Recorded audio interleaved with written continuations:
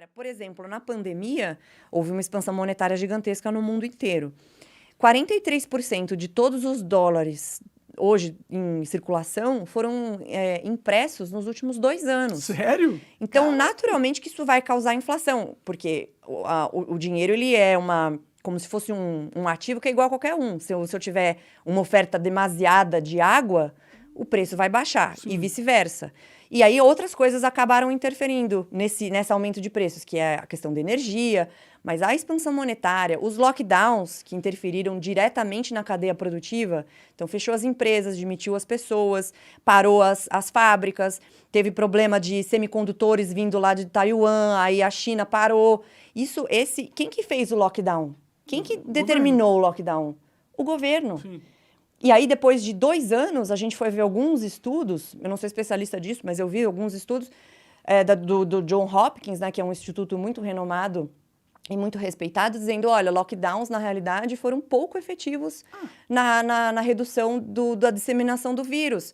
Então, tudo isso a gente presenciou um aumento grave e drástico do tolimento das nossas liberdades individuais, em função de uma pretensa segurança. Salvar vidas. Né? Então, vamos salvar vidas e a Matamos economia vidas para salvar vidas. Se ferrando. Sim. Então, assim, eu tenho diversas diferenças com o Bolsonaro, mas isso ele estava certo.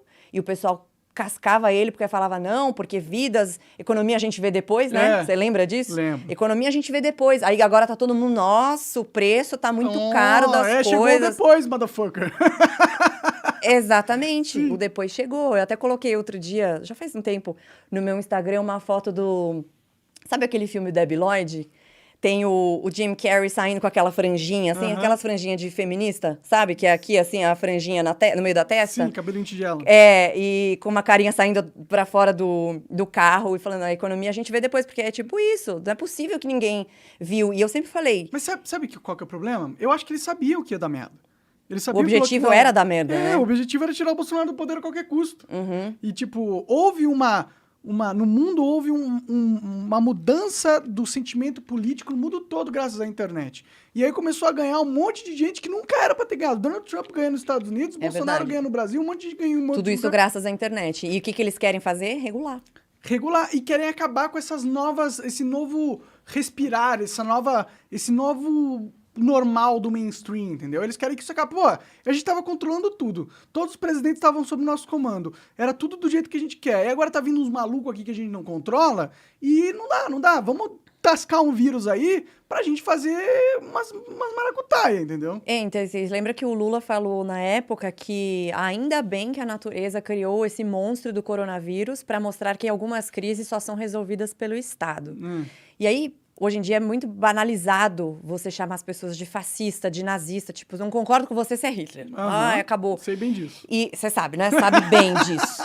Aliás, eu fui super contra na época que aconteceu esse cancelamento com você lá, porque embora eu discorde da tua premissa, eu consigo entender a sua premissa e entender a tua conclusão lógica a partir da tua premissa. É uma premissa constitucional nos Estados Unidos. Exatamente. Nos Estados Unidos isso é real. Então, um país pequenininho. Então, assim, eu posso discordar da tua premissa. Sim, eu acho que não, isso aqui não deve ser, isso deve ser proibido, mas até aí a tua conclusão lógica, eu consegui entender perfeitamente. Foi muito injusto o que fizeram contigo, mas por outro lado tá bom que agora você tá aqui, sozinho, tranquilão na tua casa. Bom, isso que é bom, não posso né? reclamar, tá? Mas o ponto é, nessa época de tanta banalização de fascismo e nazismo, essa frase do Lula, se você pega ela sozinha e recorta, você pode fazer e remontar ela a uma frase do próprio Benito Mussolini, que dizia que apenas o Estado pode resolver as crises. E ele falava que as crises do capital, porque são ambas doutrinas anticapitalistas, então algumas são mais corporativistas, outras menos, mas são ambas doutrinas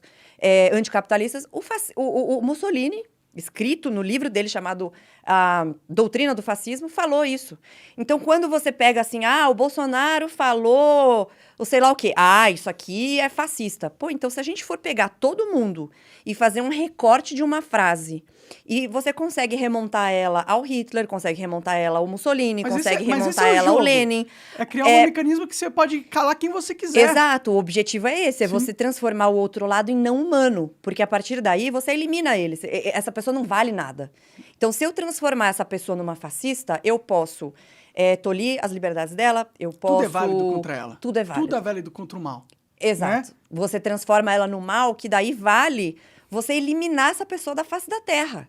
Que é o que as pessoas, principalmente a galera mais radical à esquerda, fala. E eles falam isso livre, leve e soltos na internet. Falam isso. Tem um professor comunista que fala que ele toparia uma revolução socialista e se tivesse gente sendo financiada por organismos internacionais contra a Revolução Socialista aqui no Brasil, que ele seria a favor da pena capital. Ele não falou executar, porque é muito feio, né? Então, ele falou pena capital. Então, é muito bonito. Você consegue dividir a sociedade nisso, e eu acho que a campanha política atual é assim. É divisionista. Então, o pessoal tá falando, vou votar no Lula pela democracia e contra o fascismo. Que democracia que é essa do Lula? Fidel, ele gosta, ele vive elogiando o regime chinês. Ele deu uma entrevista em julho do ano passado para uma revista digital chinesa um jornal digital chamado Guanxia, elogiando Mao Zedong, que fez a Revolução Comunista em 1949, elogiando o pulso firme da China. O que é pulso firme da China? O que é pulso firme da China? É partido único e ditadura? Esse cara vai defender a democracia? Tipo, não pode ser. Só que como vale tudo, porque o Bolsonaro é fascista, é nazista, é racista, é homofóbico, é taxista, é eletricista, então tudo bem votar num cara que foi descondenado só porque a nossa justiça é uma piada, Sim. Que defende Fidel, que defende Revolução Socialista, que defende China. E quer regular as mídias. E que quer regular a mídia. Mas o que é? A Ana Paula que fala isso, né? Os jacobinos da atualidade, eles não olham a história tipo a Revolução Francesa. Os jacobinos falaram, vamos pôr guilhotina a todo mundo, decepa a cabeça de geral, porque eles achavam que não ia se voltar contra eles. Sim. Mas adivinha? A cabeça rolaram nos jacobinos também. Uhum. Você acaba de assistir um corte do Monarch Talks, agradeço demais, mas se você quiser ver o vídeo na íntegra e acompanhar ao vivo todas as transmissões, você tem que ir lá no rumble.com/monarch para não perder nada. Segue a gente lá.